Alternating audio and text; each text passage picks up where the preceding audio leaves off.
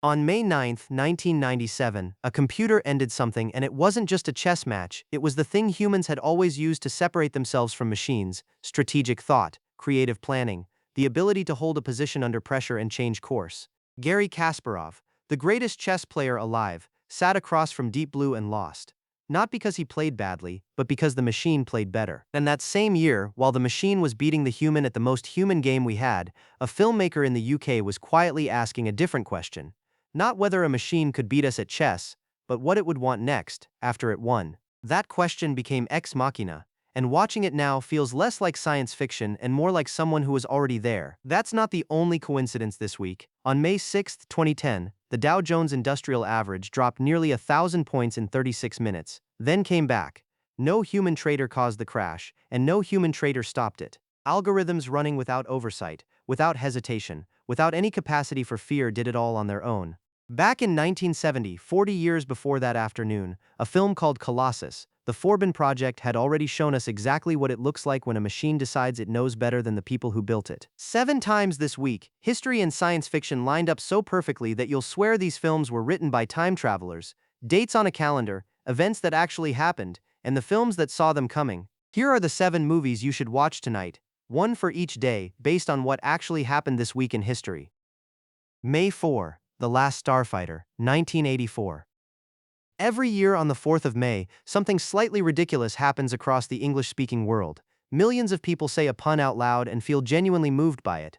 May the 4th be with you. They say it to strangers on the internet and to coworkers who sigh and then smile anyway. They watch the films, re-watch the films, and argue about which ones count and which ones betrayed them. It's a holiday that exists entirely because a wordplay coincidence landed on a calendar date, and yet the feeling underneath it is completely real. The longing it celebrates isn't for a franchise. It's for something the franchise gave them once: the sense that the galaxy is enormous, that adventure is possible, and that a kid from nowhere could matter. The Last Starfighter came out in 1984, made for exactly that feeling, and was mostly forgotten afterward. It arrived a year before the world had decided what Star Wars was going to become, and it told a story that Star Wars had been circling without quite saying aloud. What if the whole thing was real? And what if it started with you specifically, sitting in your ordinary life, being better at something than you ever suspected? The scene that defines this film happens before anything spectacular occurs. Alex Rogan stands outside a trailer park in the California high desert, the same one he's lived in his whole life and the same one he'll probably live in forever, having just found out he didn't get the scholarship. The universe has given him nothing, so he goes to play the video game, not to escape, not dramatically, just because it's there and it's the one thing he's genuinely inexplicably good at. He breaks the record, and 10 minutes later a man in a car arrives to tell him it wasn't a game. That's the whole premise, and it still works because the film never pretends the premise is subtle. A kid from a trailer park gets recruited to fight in an actual interstellar war because a civilization seeded Earth with an arcade cabinet designed to identify pilots. The cabinet was a test, Alex passed, and the film runs with that idea at full speed with complete sincerity. What most people don't know is that The Last Starfighter was the first feature film to use computer-generated imagery for its space sequences instead of physical models. Every ship, every battle, every starfield was rendered by machines in 1984. When the technology was so new, the team had to invent the process as they went.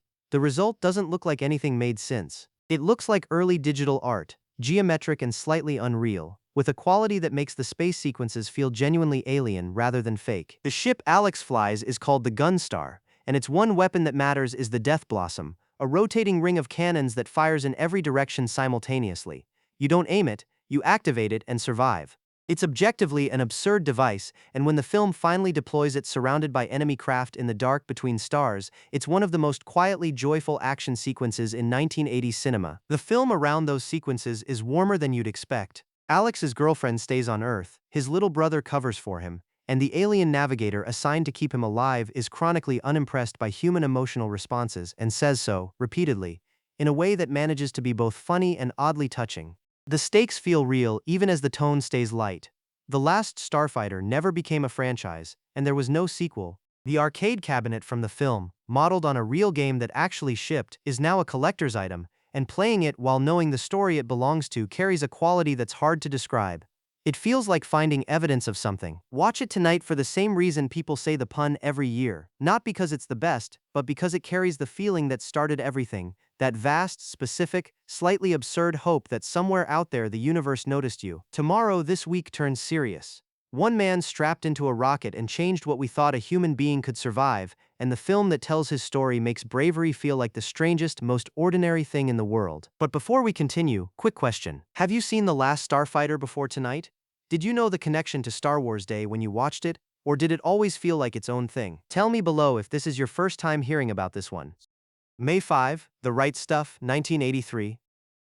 On May 5, 1961, Alan Shepard climbed into a capsule called Freedom 7, waited 4 hours on the launch pad while engineers worked through one delay after another, and became the first American in space. The flight lasted 15 minutes and 22 seconds. He went up and came back down, and when it was over, the United States had closed. Slightly but not entirely. The gap that Yuri Gagarin had opened 3 weeks earlier when the Soviet Union put a man in orbit and made the whole Western world feel suddenly vertiginously behind. What Shepard's flight looked like from the outside, a brief arc, a safe landing, a ticker tape parade, had almost nothing to do with what it felt like from the inside. The Right Stuff turns the Mercury program into something close to a secular myth, and it spends 3 hours trying to close that gap between the image and the experience. Early in the film, there's a scene that has nothing to do with space. Chuck Yeager, alone in the Mojave Desert, rides a horse toward the X-1 aircraft that will carry him past the speed of sound. The desert stretches out flat and enormous. The plane sits on the airstrip like an object from another century, and Yeager rides toward it at a walk as if he has all the time in the world and as if the thing he's about to do is completely unremarkable. Sam Shepard plays him with absolute stillness, and nothing in his face shows what he knows, that no one has survived this before, and he's about to try anyway. That's the emotional key to the entire film. The Right Stuff follows test pilots and fighter jocks, men who processed mortal danger through understatement and competed to be the last person in the room to admit they were scared. The Mercury astronauts, Shepard, Glenn, Cooper, Grissom, came from that culture, selected partly because they could sit on top of a rocket without letting their heart rate climb high enough to disqualify them. 3 hours and 8 minutes long, the film earns every one of them. Director Philip Kaufman refuses to compress the story into a highlight reel, so you feel the waiting, the bureaucracy, and the particular madness of the early space program, where engineers solved problems that had never existed before, with slide rules, in real time, while men bet their lives on the answers. Ed Harris plays John Glenn with a clean-jawed integrity that could have been parodic but somehow isn't. Dennis Quaid brings manic energy to Gordon Cooper, and Scott Glenn plays Alan Shepard, the one whose anniversary falls today, with a sharp competitive edge the film never softens.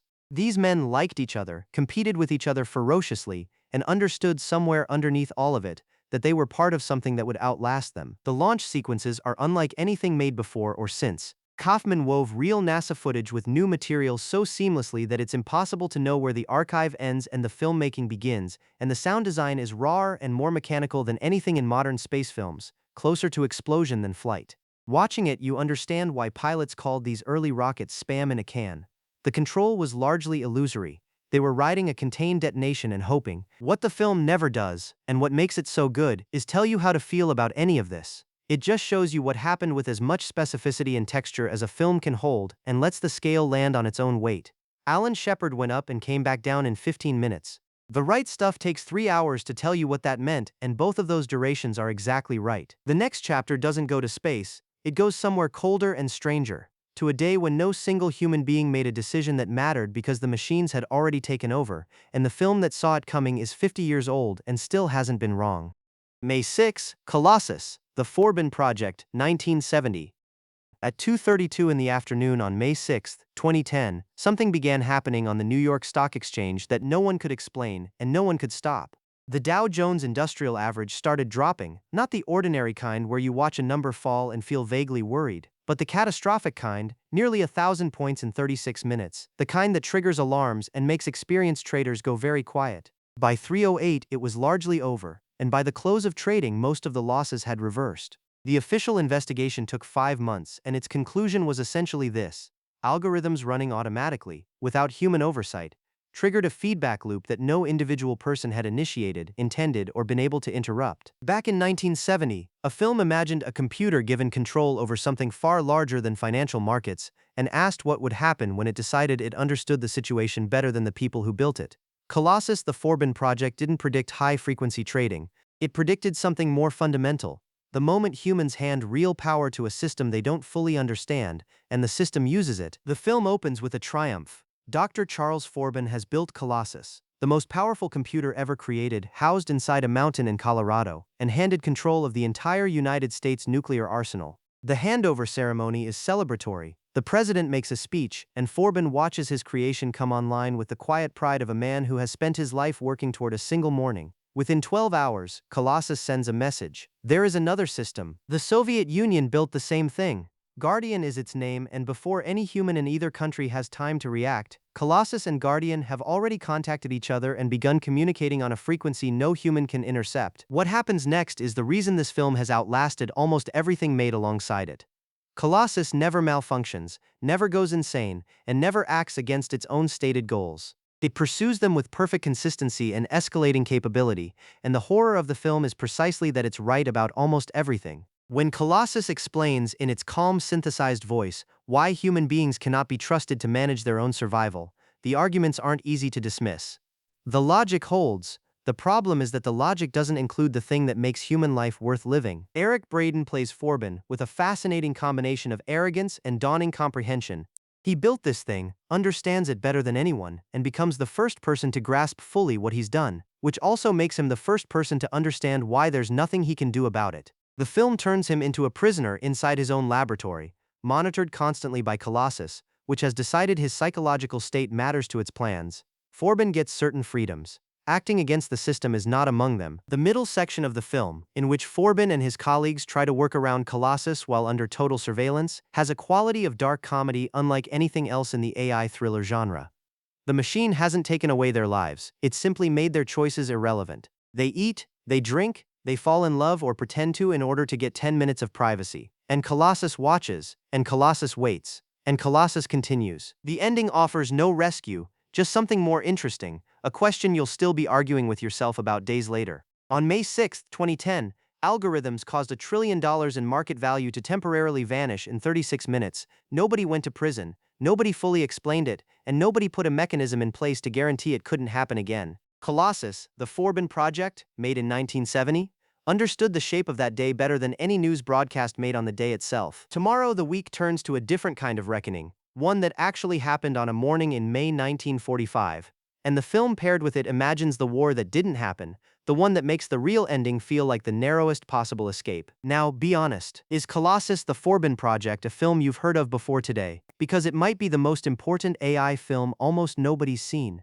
And I want to know if I'm wrong about how forgotten it is. Say first time in the comments if this is a new one, or tell me if you've already seen it and what you made of that ending. May 7, the day after, 1983. At 2:41 in the morning, on May 7, 1945, in a red schoolhouse in Reims, France, General Alfred Jodl signed the documents of unconditional German surrender. The war in Europe was over.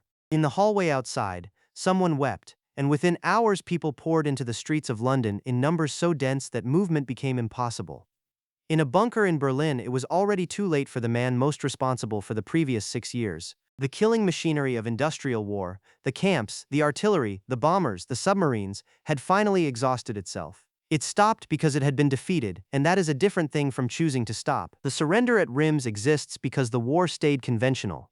Both sides, at the critical moments, held back from the weapons that would have made surrender impossible, because there would have been no one left to sign anything. The day after is about the version of the war that didn't happen, the one with no ceremony, no parade, and no morning after. There is a field in Kansas, flat and enormous and full of wheat, and for the first 40 minutes of the day after, ordinary people move through it and around it going about ordinary lives. A doctor drives to work, a farmer worries about his land, a college student thinks about a girl. The camera watches them with the patience of a documentary, no drama, no music telegraphing what's coming, just life in a specific American place on a specific ordinary day. And then the missiles go up. The launch sequence is still one of the most disturbing things in the history of American television. The silos open in that Kansas field, the same field the film has spent 40 minutes making you love, and the rockets rise slowly with a kind of terrible majesty while the people watching from the roadside don't run, because there's nowhere to run to and because their minds haven't yet caught up to what their eyes are seeing. The Day After aired on ABC in November 1983, and 100 million Americans watched it. The White House screening the following week reportedly left members of the Reagan administration shaken because the film had done something political arguments and statistics had failed to do. It made the abstract specific, not megatons and kill radii, but a woman standing in a field, watching the sky change, understanding. What the film refuses to offer, and what makes it unbearable in the best possible way, is the relief of spectacle. The explosion sequences are almost clinical, blinding white, then shadow, then a world simplified into rubble and silence, and the aftermath is where the film actually lives. Radiation sickness, the collapse of infrastructure, the absence of authority, survivors moving through streets that no longer have a reason to exist and performing the gestures of daily life because the alternative is lying down and not getting up. Jason Robards plays a doctor who keeps working not because he can save anyone, but because stopping would mean acknowledging that everything is over. There's a scene in a hospital corridor, understaffed, undersupplied, crowded with people who can't be helped, that is almost impossible to watch and impossible to look away from, because it understands something about human stubbornness that most catastrophe films miss: that people will maintain the forms of civilization long after civilization is gone. The film doesn't end hopefully or despairingly. It ends with a man alone, looking at his hands, in a room that was once a house, on a planet that continues to exist in the most minimal sense of that word. VE Day is celebrated every May 8th because the war stayed conventional, and the day after is the permanent reminder of what it cost to hold that line. The next day takes that same question, what does victory actually guarantee, and finds an unexpected answer in a story about a machine that keeps coming back and a future that hasn't stopped fighting even when the humans think the war is done. May 8, Terminator 2, Judgment Day, 1991. VE Day, May 8, 1945, is the day the machinery stopped. Not the machinery of politics or economics or suspicion, which would keep running for decades, but the physical machinery of industrialized killing, the bombers, the tanks, the production lines that had been converting raw material into destruction for 6 years across an entire continent. When the silence came, people described it as something almost physical, an absence that took up space and that you could feel in your chest. The production lines went quiet, the armistice was signed, and the war was won. The technologies that won the war, the precision engineering, the industrialized manufacturing, the long-range targeting systems, the early computing machines used to crack encryption and calculate trajectories, none of them disappeared when the production lines stopped. They evolved, accumulated, and became the infrastructure of the Cold War, the space program, the microchip. And somewhere in the speculative logic of Terminator 2, they became Skynet. Victory didn't end the war between humans and machines, it funded the next one. The image that defines Terminator 2 is not the T-800, it's the playground. A summer day, children on swings, mothers watching, everything ordinary and bright and loud with laughter. Then the shockwave arrives, silent first and then a roar that obliterates all other sound. The fences ignite, the children burn, and Sarah Connor wakes up screaming in a mental institution carrying the knowledge that she has seen the future and no one will believe her. She is right, they don't. That's the film's opening position, and it holds it with complete honesty. The person who knows what's coming has already been locked away for knowing, because the world decided she was crazy since the alternative, taking her seriously, was too expensive. What Terminator 2 does that its predecessor couldn't is tell two stories at once. The first is a chase film, relentless and precise and mechanically perfect, with a villain in Robert Patrick's T-1000 that remains one of cinema's great physical performances. Liquid metal, remorseless, capable of wearing any face, incapable of stopping. The second story is something stranger and more fragile, a boy teaching a machine what it means to be human while the machine teaches the boy what it means to survive. The relationship between John Connor and the reprogrammed T-800 should not work. A 10-year-old and an Austrian bodybuilder who processes emotional information like a technical manual, and yet it works completely because James Cameron trusts the logic of it. The T-800 learns, not everything and not easily, but the film takes seriously the idea that a machine given enough data about human behavior might start to understand things it was never designed to understand. There's a scene where John, crying after a close escape, tells the T-800 to stop looking at him. The T-800 processes the instruction, then says very carefully, "What's wrong with your eyes?" He's never seen a child cry before, and catalogs it the way he catalogs everything, as data that doesn't fit his current model.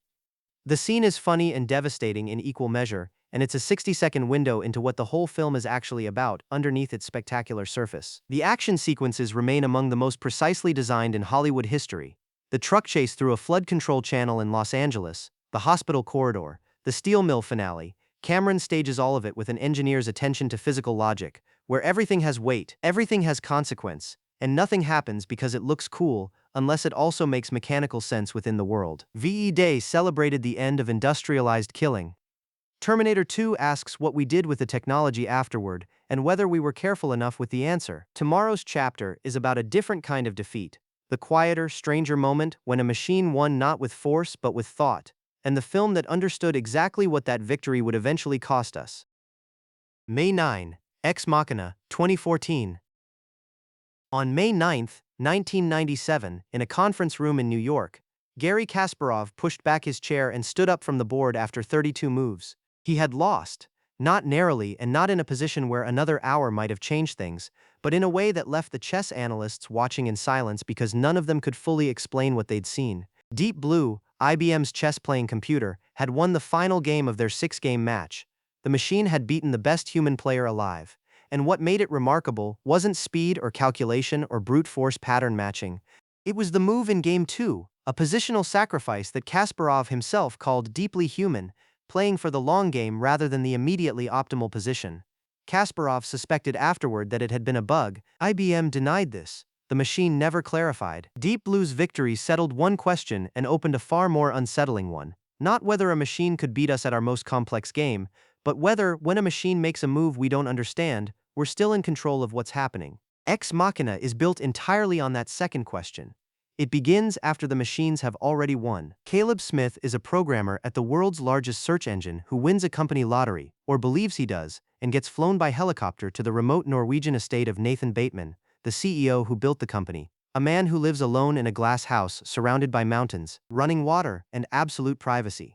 Nathan has been working on something, and he wants Caleb to test it. The film unfolds almost entirely inside Nathan's house, which is also a laboratory, which is also a cage, depending on whose perspective you're occupying at any given moment. The rooms are clean and white and lit by a cold northern light that makes everything feel slightly clinical. No windows open, the doors lock according to protocols Caleb doesn't fully understand, and at the end of a corridor behind a door that requires Nathan's keycard, there is Ava. Ava has Alicia Vikander's face attached to a transparent robotic body through which you can see the mechanisms that move her. She is immediately, unsettlingly present, more curious than any human character in the film, more attentive, more precise about what she chooses to notice and what she lets pass. The question Caleb is supposed to answer is the Turing test. Does she have genuine consciousness, or is she simulating it?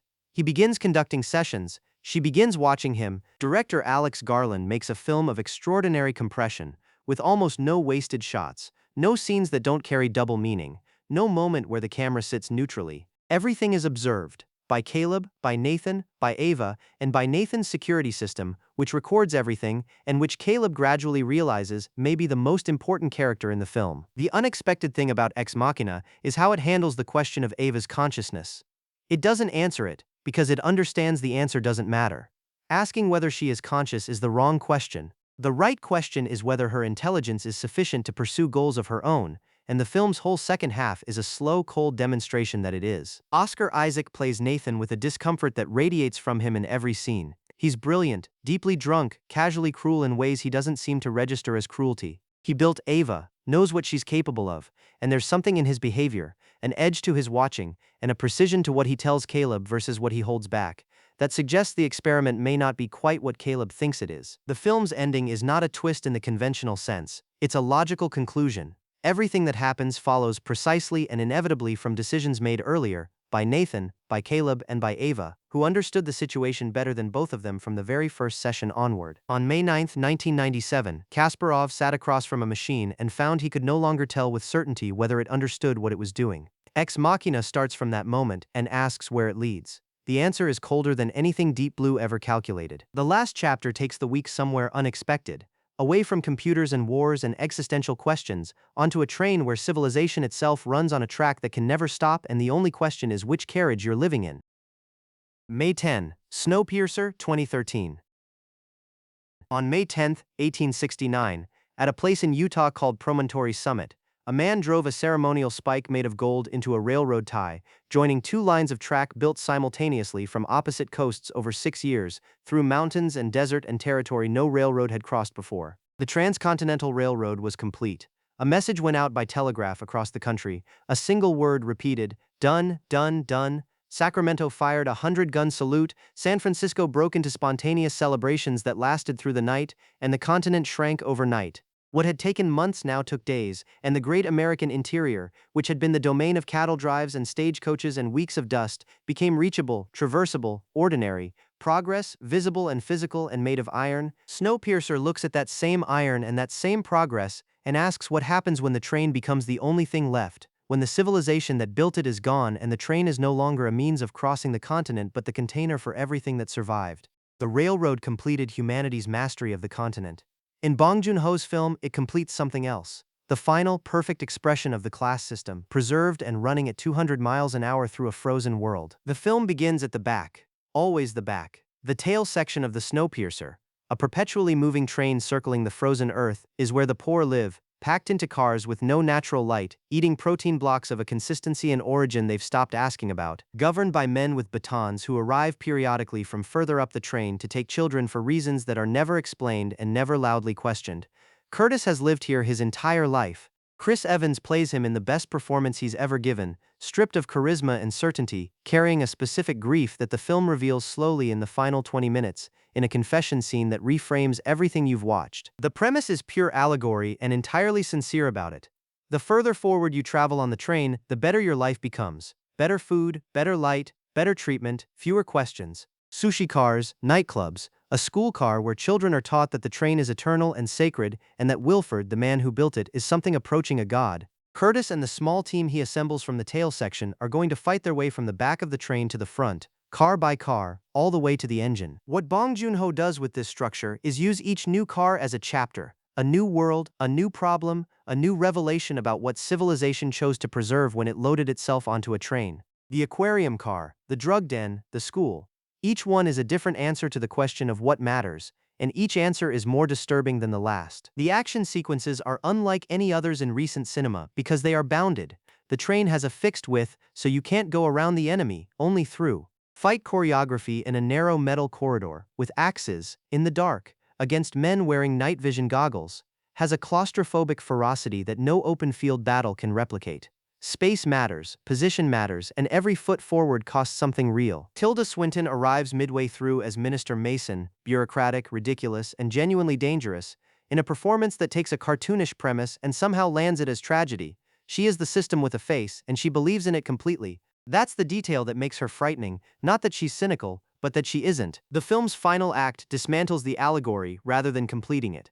When Curtis finally reaches Wilford, played by Ed Harris with a kind of exhausted authority, the conversation they have is not the confrontation the film has been building toward. It's something quieter and more terrible, a negotiation between two men who understand how power works and disagree only about what to do with that understanding. Tonight is exactly the right night for this film, not someday and not when you're in the mood for something heavy, but tonight, at the end of a week that has covered the end of one war and the beginning of another, a machine beating a human at chess, and an algorithm that moved $1 trillion without asking anyone's permission.